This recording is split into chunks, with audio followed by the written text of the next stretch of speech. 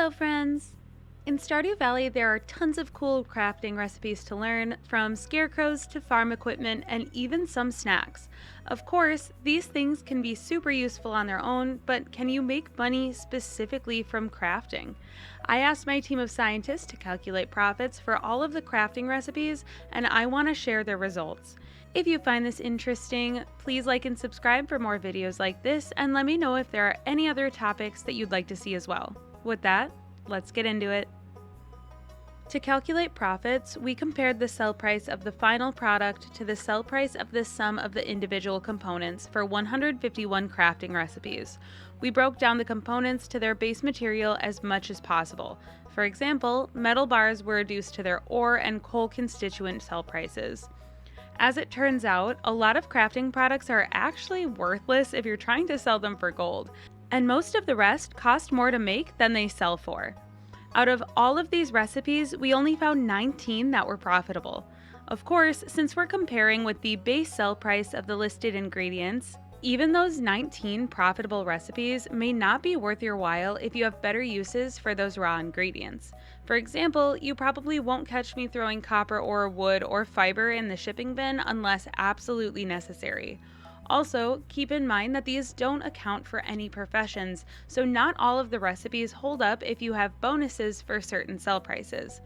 For base price material, we're assuming everything is normal quality, so your profits may also take a hit or cease to exist if you're using higher quality inputs. Anyway, I'm not suggesting that you try to make a business out of selling most of these just because they are technically profitable by this metric, but there may be some things on this list that could help you make a little extra cash.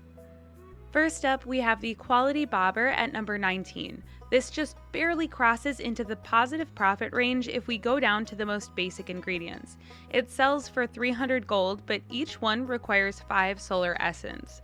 I usually end up with an abundance of solar essence, but at only 20 gold profit for each bobber, you'll probably run out before you can make much money.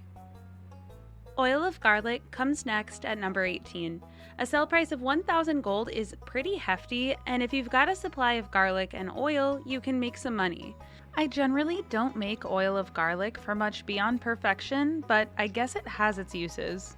Unfortunately, garlic seeds don't crop up in stores until year 2, and even then, there are probably better crops for making money. At 17, we have the cherry bomb. It sells for 50 gold and costs 4 copper ore and 1 coal. For 1 more copper ore, you could smelt a copper bar and make a little more money, but I guess the instant crafting time could be appealing. Still, this is another one where you probably have better things to use copper on. We're getting fishing tackle in both the 16 and 15 spots with the sonar bobber and the cork bobber. Both of these bobbers sell for 250 gold, and their raw materials cost the same as well. You will have to sacrifice either some iron or hardwood depending on which one you craft, but you can come out ahead and sell both of them for profit if you have the materials to spend. Next up, we have quality sprinklers at number 14. This one was kind of a welcome surprise. I don't know if it's really worth it to try to craft these to sell, especially if you have the blacksmith profession, but it does give me some peace of mind knowing that I get some value back when I transition to iridium sprinklers or deluxe retaining soil later. At number 13, we have the sturdy ring, which is the only craftable ring that is profitable. It costs 2 copper bars, 25 bug meat, and 25 slime, but it sells for a whopping 750 gold. These can't be sold in the shipping bin though, so you'll have to lug them over to Marlin at the Adventurers Guild. Also, bug meat may be a limiting factor for making many of these unless you've devoted your life to bug hunting. At number 12, we have the spinner, which is yet another fishing tackle. It costs 2 iron bars, and at 250 gold, most of your profit margin is actually coming from the increased value from smelting the base ore. But if you are selling metal bars anyway, this technically beats them out.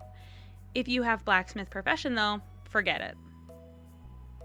Number 11 is gold bar transmutation. Technically, the margin is the same as the spinner since it also uses 2 iron bars, but this one actually improves with the blacksmith profession since both iron and gold bars will scale by the same percentage. After learning this recipe, you probably shouldn't be selling iron bars ever again. At number 10, we see the first of several seeds on our list with wild spring seeds.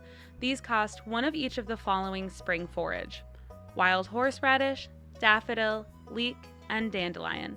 This will give you 10 seeds, which each sell for 35 gold. It's actually a pretty good way to make a little bit of extra cash versus selling the forage directly, and it's something that I've been doing pretty regularly in recent playthroughs. Next, we have wild fall seeds at number 9. These cost one of each of the following fall forage: common mushroom, wild plum, hazelnut, and blackberry. They sell for 45 gold per seed, so they beat the spring seeds by just a little bit despite having more expensive ingredients. At 7 and 8, we have a tie with the flute block and the drum block. Honestly, I never would have guessed that these would be profitable, so they definitely caught me by surprise. They require 2 copper ore, 20 fiber, and either 10 stone or wood, depending on the type of block. I think the biggest selling point for these is not requiring smelted bars, so you can save that precious coal. They do cost a lot of fiber though, and I'm hesitant to burn too much of that when I know I'll need it for things like deluxe retaining soil and tree fertilizer. Number 6 is another tackle. This time we have the barbed hook, which sells for 500 gold. It costs a copper, iron, and gold bar, so kind of like the spinner, most of your value comes from the smelting of the bars. It's definitely worth noting if you're selling bars, but again, if you have blacksmith, you can skip this one entirely. In the number 5 spot, we have wild summer seeds. These only take 3 inputs: a spiceberry, a grape, and a sweet pea. They also have the highest sell price of wild seeds at 55 gold each, so that gives them the highest profit margins as well. If you find some normal quality forage, it may be worth setting them aside for this. We have one more tackle coming in at number 4. The trap bobber sells for 200 gold, but only costs 1 copper bar and 10 sap. The simple ingredients and abundance of sap make this pretty easy to justify. It actually beats out selling copper bars, even with blacksmith. You'll need level 6 fishing to learn to craft this, but once you have the recipe, it could be a really good way to burn through some extra copper bars for an easy profit. The number 3 spot may surprise some of you. The tea sapling is often praised as a great way to make money in the early game. Each sapling sells for 250 gold and costs 2 wild seeds, 5 fiber, and 5 wood. The type of wild seed does not matter, so the exact profit varies. We're assuming we craft them from the base foraging ingredients of wild spring seeds, so that's kind of the best case scenario. Still, you should be able to make a profit from any of the wild seeds as long as you're using normal quality ingredients. Just a couple of things to note on this one: you'll need 2 hearts with Caroline to get this recipe. It isn't hard, but she can be elusive sometimes if you don't make it a point to visit her.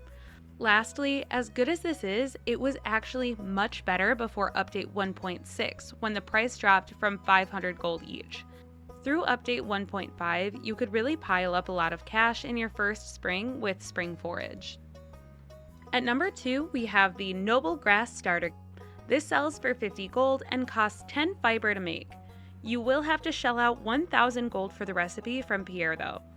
Honestly, you could make a case for buying the recipe if you have hundreds of fiber and nothing to do with it, but I tend to value my fiber supplies more than that. It's really only this high on the list because fiber has such a low sell price on its own. I generally wouldn't recommend trying to sell these, and I've actually gone the complete opposite direction in some playthroughs, buying grass starters and deconstructing them for the fiber.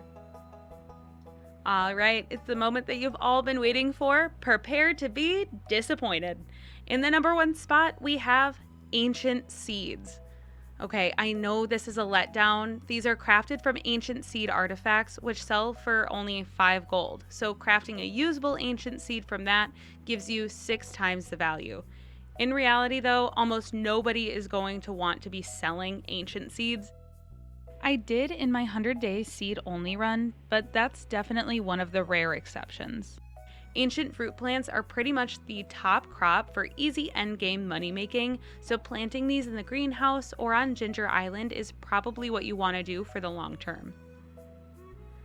Of all of the crafting recipes, there really aren't too many that are going to make you much money. I guess I'm not surprised since crafting was meant to be more for utility and long term gains through processing. I was pleasantly surprised by a few items on this list, but I'd love to hear what all of you think. Do any of you use crafting recipes to make money, and has this list given you any inspiration to try them out? Let me know in the comments if I missed anything, or if you have any experience with crafting for profit in Stardew. If you made it to the end, thank you so much for watching. If you enjoyed the video or learned anything new, please give it a like and subscribe, or maybe even send a comment thanking the scientists for their work. What would I do without them? Oh, and don't forget to stop by and say hello on Twitch. Until next time, goodbye.